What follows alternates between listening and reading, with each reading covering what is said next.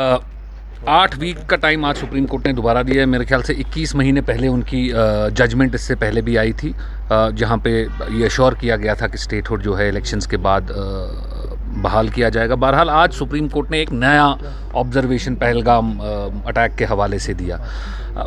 सोचने की बात यह है कि इस देश में जहां 140 करोड़ लोग रहते हैं, क्या 140 करोड़ लोगों की डेमोक्रेटिक राइट्स जो हैं या जो उनकी कॉन्स्टिट्यूशनल गारंटीज़ हैं, जो उनकी कॉन्स्टिट्यूशनल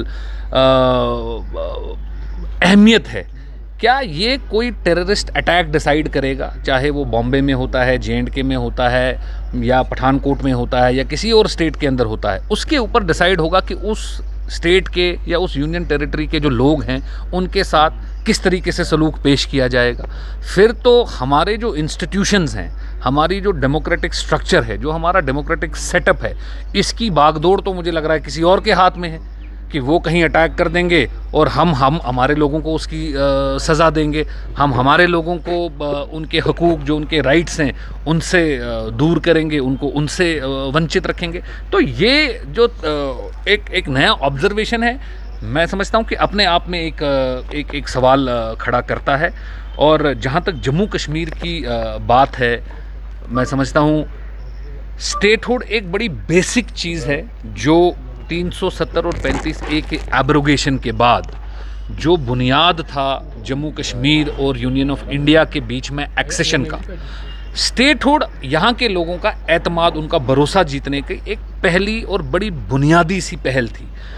अगर गवर्नमेंट ऑफ इंडिया को स्टेटहुड देने में भी आप देखिए किसी टेररिस्ट अटैक और सिचुएशन का हवाला देना पड़ रहा है, तो ये इस चीज़ को दिखाता है कि आज भी डेमोक्रेटिक इंडिया के अंदर, आज भी यूनियन गवर्नमेंट को जम्मू कश्मीर के लोगों के ऊपर भरोसा करने के अंदर 1000 बार सोचना पड़ रहा है।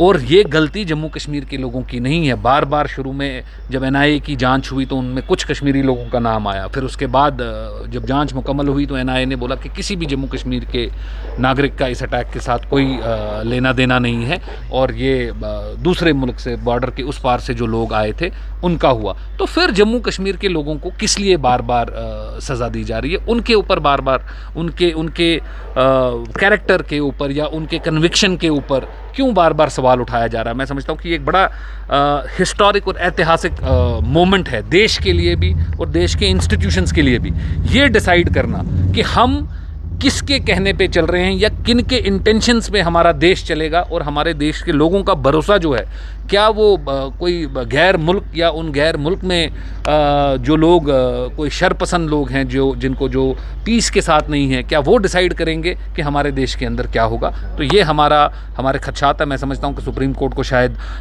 इस चीज़ का जायज़ा लेना चाहिए। और स्टेटहुड जो एक बड़ी बेसिक सी चीज़ है, लड़ाई तो इसके बाद की बहुत बड़ी है। जम्मू कश्मीर की हिस्ट्री 1947 से लेके आज तक जाती है, जहाँ पे 70 साल से कॉन्फ्लिक्ट के वजह से बहुत सारी चीज़ें हुई। तो पीस को इस्टेब्लिश करने के लिए, आपने पहले बोला 370 या 35A के एब्रोगेशन से पीस इस्टेब्लिश होगा, आपने पार्लियामेंट में ये हवाला दिया, आपने कोर्ट में इससे पहले ये हवाला दिया। आज आप कह रहे हैं कि भाई स्टेट इसलिए नहीं दे सकते क्योंकि पीस नहीं है। आप अपनी ही बात को कॉन्ट्रडिक्ट कर रहे हैं। एक बार बोलते हैं जी स्टोन पेल्टिंग कम हो गई, दहशतगर्दी कम हो गई, प्रोटेस्ट कम हो गए, दूसरी बार बोलते हैं जी एक बार पहलगाम में अटैक हो गया इसलिए जी हालात कंट्रोल में नहीं है तो हम कुछ कर नहीं सकते। तो एक बार गवर्नमेंट ऑफ इंडिया को पहले जम्मू कश्मीर की पॉलिसी के हवाले से अपना इंटेंशन जो है वो क्लियर करना चाहिए, और उसके बाद कोई हल्फनामा जो है वो सुप्रीम कोर्ट में देना चाहिए। और सुप्रीम कोर्ट को भी इस चीज़ का जायज़ा लेना चाहिए कि हमारा देश हमारे लोगों की डेमोक्रेटिक राइट्स और उनकी विशेस के हिसाब से चलना चाहिए। कोई गैर मुल्क की मदाखलत के हिसाब से हमारे देश के लोगों का हक नहीं छीना जाना चाहिए, और उसके हिसाब से ये मुल्क नहीं चलना चाहिए। महबूबा मुफ्ती जो SC ने रेफरेंस दिया है पहलगाम अटैक का, तो इससे ये पता चलता है गवर्नमेंट ऑफ इंडिया का जो कॉन्फिडेंस है रीजन की स्टेबिलिटी में, वो कहीं डगमगा गया है। जी, जैसा मैंने बताया, जैसा महबूबा जी ने अपने ट्वीट के ज़रिए भी बताया कि आप बता रहे हैं जी एक अटैक हो गया। अटैक तो इससे पहले बहुत बड़े बड़े अटैक, बॉम्बे में भी अटैक हुआ, ताज होटल के अंदर सैकड़ों लोगों ने अपनी जान वहाँ पे गंवाई। पठानकोट में हमला हुआ, वहाँ पे हमारे सैनिक शहीद हुए। तो सिर्फ जम्मू कश्मीर के साथ ये दोहरा व्यवहार क्यों है? क्या आपने महाराष्ट्र को यूटी बनाया? इतने बड़े हमले के बाद? क्या आपने पंजाब को यूटी बनाया इतने बड़े हमले के बाद?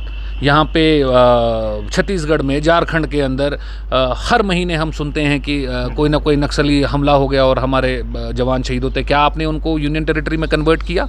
नहीं किया। हम नॉर्थ ईस्ट में देख रहे हैं पिछले 1-1.5 साल से फसाद चल रहा है। सैकड़ों लोगों की जान चली गई, घर से बेघर हो गए हैं।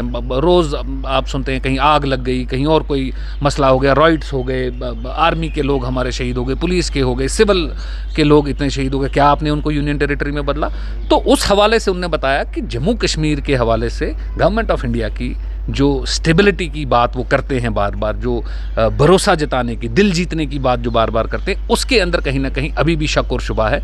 तभी वो बार बार किसी न किसी हमले का हवाला लेकर लोगों को उनके डेमोक्रेटिक राइट से दूर रखने की कोशिश कर रहे हैं। तभी हम बोलते हैं बार बार कि जम्मू कश्मीर के अंदर पीस अचीव करने के लिए हमारे को यहाँ के लोगों के साथ, तमाम स्टेक होल्डर्स के साथ उनका कॉन्फिडेंस जीतने की ज़रूरत है, उनसे बातचीत करने की ज़रूरत है।